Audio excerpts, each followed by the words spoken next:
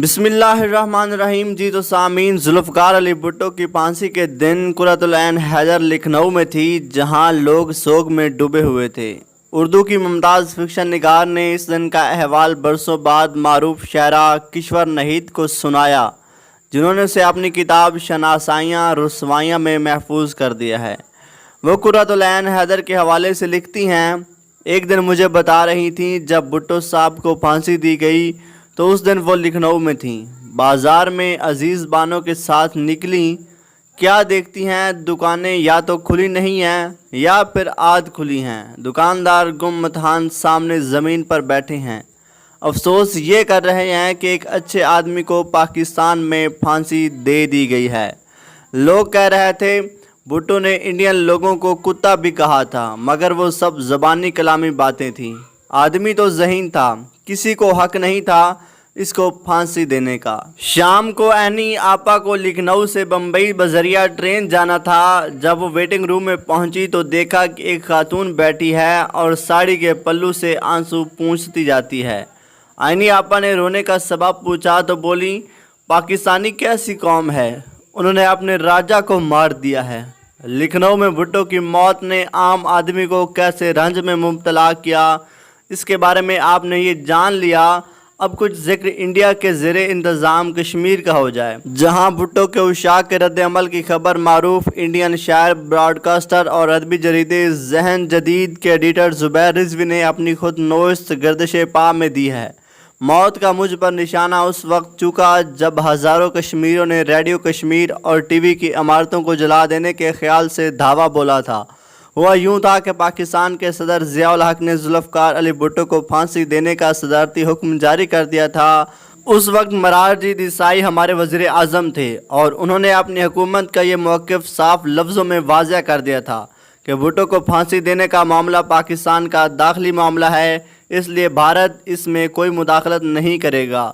हुकूमत की इस वाज़ेह पॉलिसी के बाद रेडियो ने भुट्टो को फांसी देने से मुतल्लिक़ खबरों को अपने खबरनामों में जगह नहीं दी। इस पर सबसे ज़्यादा एहतजाज कश्मीर वादी में हुआ।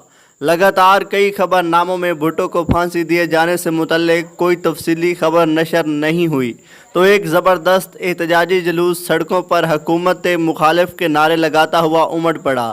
पहले तो इस जुलूस ने श्रीनगर में अक़वाम मुत्तहिदा के मुशाहिदीन के दफ्तर के सामने मुज़ाहरा किया और उसके एक हिस्से पर तेल छिड़क के आग लगा दी। मुशाहिदीन के दफ्तर से मुल्हिका कोठी कश्मीर दूरदर्शन के डायरेक्टर किरण की थी। हजूम ने अपना गुस्सा उस कोठी पर भी उतारा और उसे जलाकर खाक कर दिया। हजूम का तीसरा निशाना रेडियो कश्मीर की इमारत थी। मुश्तिल हजूम ने इमारत के चारों तरफ से सख्त हिफाजती पहरे के बावजूद पेट्रोल छिड़क दिया।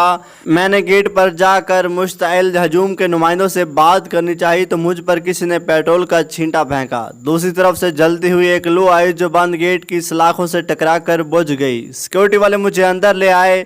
खुदा जाने मुश्तिल हजूम के जी में क्या आई कि वो रेडियो से मुल्हिका हरी सिंह क्लब को आग लगाता हुआ कश्मीर दूरदर्शन की तरफ मुड़ गया, मगर सख्त हिफाजती पहरे की बिना पर इमारत को जलाने में कामयाब न हो सका।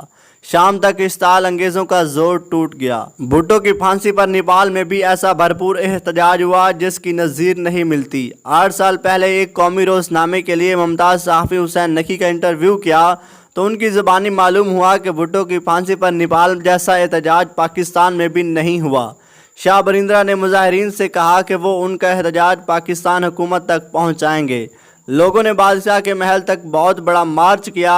ऐसा नेपाली नेशनलिज्म के तस्वर के ज़ेरे असर हुआ होगा, क्योंकि भुट्टो ने भी पाकिस्तानी नेशनलिज्म को उभारा था। भुट्टो उनकी नज़र में ऐसे सियासी लीडर थे जो तब्दीली के लिए काम कर रहे थे। भुट्टो की फांसी रुकवाने की कोशिश तो बहुत से मुल्कों ने की, लेकिन फांसी के खिलाफ सबसे बड़ा एहतजाज नेपाल में हुआ और ये बात बहुत कम लोगों को पता है। हमने इस तहरीर का आगाज़ कुर्रतुल ऐन हैदर के हवाले से किया है तो मुनासिब मालूम होता है कि ये भी बता दें कि उनकी किताब कार जहां दराज में भी भुट्टो का तज़किरा मौजूद है। वो जूनागढ़ में कुर्रतुल ऐन हैदर के अलन मामू के शागिर्द रहे थे और अपने उस्ताद का बड़ा एहतराम करते थे। एक दफ़ा वो इंग्लैंड से जिस बहरी जहाज़ पर पाकिस्तान वापस आ रही थी, भुट्टो भी उसमें सवार थे। कराची बंदरगाह पर नुसरत भुट्टो ने रिसीव करने आई तो उनकी गोद में गुलाबी रंग वाली सेहतमंद बच्ची भी थी।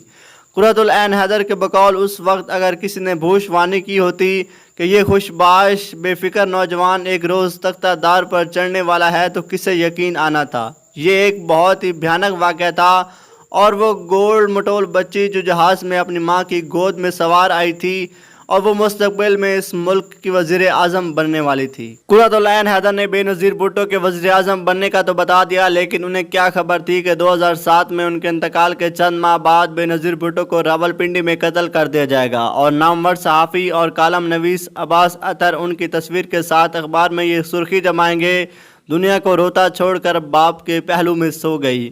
اس تحریر کا مقصود تو یہی تھا کہ چند مثالوں کے ذریعے یہ بتایا جائے کہ بھٹو کی پھانسی کا پاکستان سے باہر لوگوں کو کس قدر رنج ہوا۔